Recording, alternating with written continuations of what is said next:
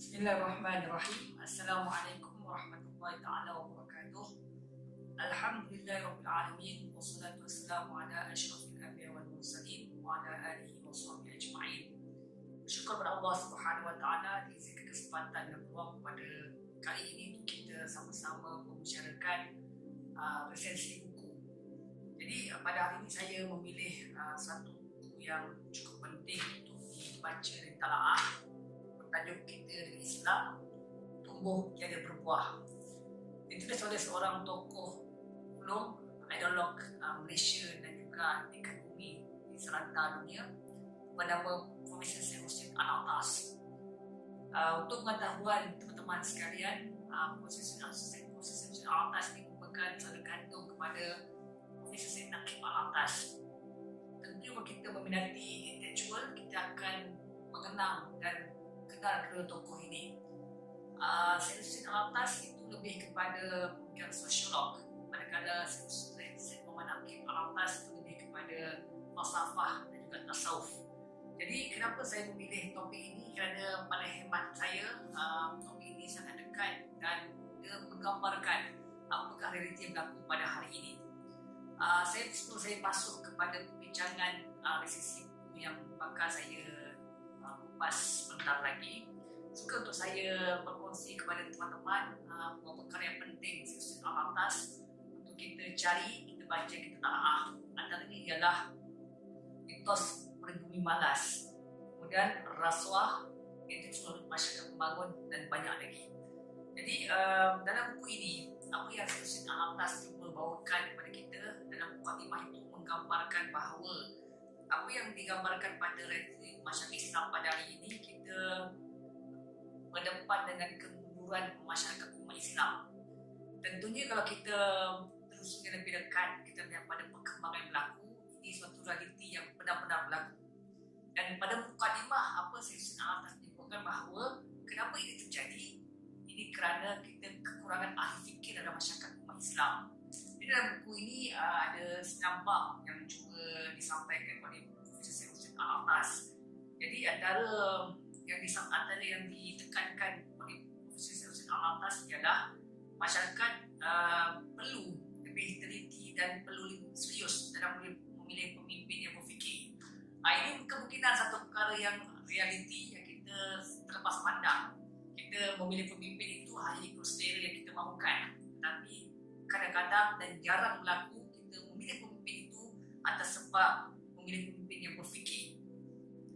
Kalau kita lihat apa yang Syed Alatas cuba bawakan dalam realiti kita lihat pada hari ini, kadang-kadang kita melihat kepada suatu perkembangan itu, kita lihat pemimpin yang nak bawa masyarakat itu yang juara dalam pekikan, mana kita laung dengan pelbagai kata-kata semangat tetapi kosong dari aspek penghayatan dan ilmu.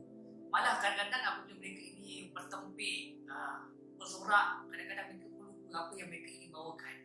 Itu yang ditekankan oleh Syed Hussein Alatas. Maksudnya pemimpin yang cuba memimpin sesebuah masyarakat, mereka ni idea kosong, tapi semangat itu berkobar-kobar yang kita lihat, yang kita saksikan pada dunia sekarang. Jadi teman-teman yang saya muliakan, apa yang Syed Hussein Alatas cuba bawakan, dia bawa satu uraian yang menarik. Dia kata apa arti kemajuan masyarakat. Masyarakat maju itu macam mana? Maka apa yang Syed Hussein Alatas singgung dalam buku ini, dia sebut kalau kita kata masyarakat maju, dia bukan sekadar ada rumah, ada tempat tinggal, bukan sekadar dapat makan, minum yang kenyang dan sebagainya, tetapi dia perlu diimbangi dengan perkembangan jasmani rohani. Ada orang yang tentunya ada gaya tersendiri, mereka ada segala keperluan, kelengkapan, tapi mereka kekurangan di aspek pengisian jiwa ataupun perkembangan sahsiah. Maknanya apa yang saya atas cuba bawakan, kalau kata masyarakat itu maju, dia perlu mengimbangi di antara jasmani rohani kehidupan bermasyarakat dan juga bagaimana dia mengimbangi dengan aspek duniawi dan ukhrawi. Kemudian antara yang saya tertarik apabila Syed Alatas menyentuh soal Islam dan kebudayaan Melayu, yang kalau kita fahami kita keirapan Islam dan kebudayaan Melayu. Dan ini lebih menarik apabila Syed Alatas cuba menarik perhatian kita tentang dua karya ulung dalam tradisi Melayu. Pertama, buku sejarah Melayu dan hikayat Hang Tuah. Kita tak nafikan ya teman-teman sekalian bahawa buku ini adalah yang menarik untuk ditelusuri, menggambarkan bagaimana kehidupan masyarakat, termasuklah sistem di antara kehidupan raja dan juga masyarakat. Tetapi apa yang dikritik oleh Syed Alatas dalam dua karya ini, pertama soal dia melihat bagaimana dalam tradisi kehidupan masyarakat Melayu, ketaatan kepada raja atau pemerintah itu terlalu mutlak. Yang kadang-kadang atas dasar menghormati sultan atau pembesar, kita melupakan tentang aspek-aspek kemanusiaan. Contohnya taat ataupun patuh membentuk ini sehingga melupakan adat dan juga hukum Islam. Sedangkan kata Syed Alatas, perkara yang paling utama ialah kita menegakkan amar ma'ruf nahi munkar. Maksudnya bukan sekadar kita slogan Islam sahaja, tetapi bagaimana praktikal ataupun kefahaman yang harus kita telusuri dengan baik. Kemudian ada perkara yang menarik perhatian juga tentang semangat berfikir. Tentunya antara saya tertarik dengan pemikiran Syed Alatas, dia mengajak untuk kita berfikir kepada landasan yang benar dan lihat pada realiti yang berlaku.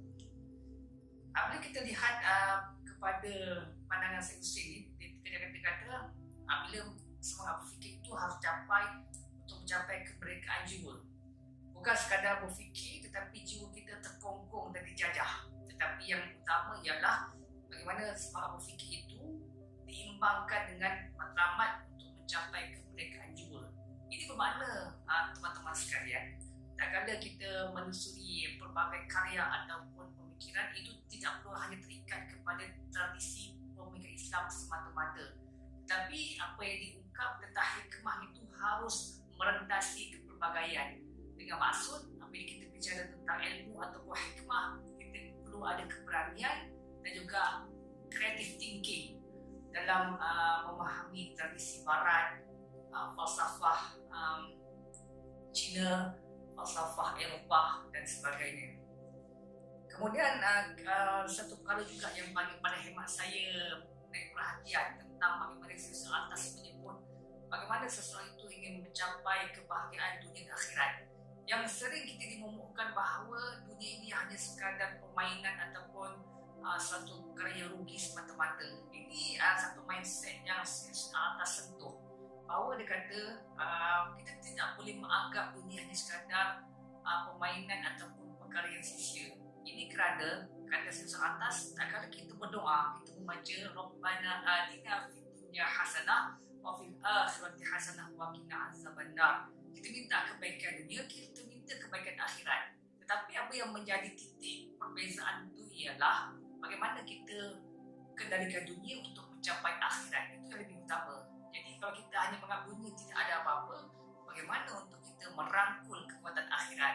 Sebab itu pada hemat saya, kritikan ataupun pembahasan Syed Alatas ini membuka minda dan sudut pandang baru pada kita semua bahawa untuk mencapai kebahagiaan akhirat, kita perlu dengan keyakinan dan kesungguhan menggapai cita-cita di dunia sebagai tiket menuju akhirat.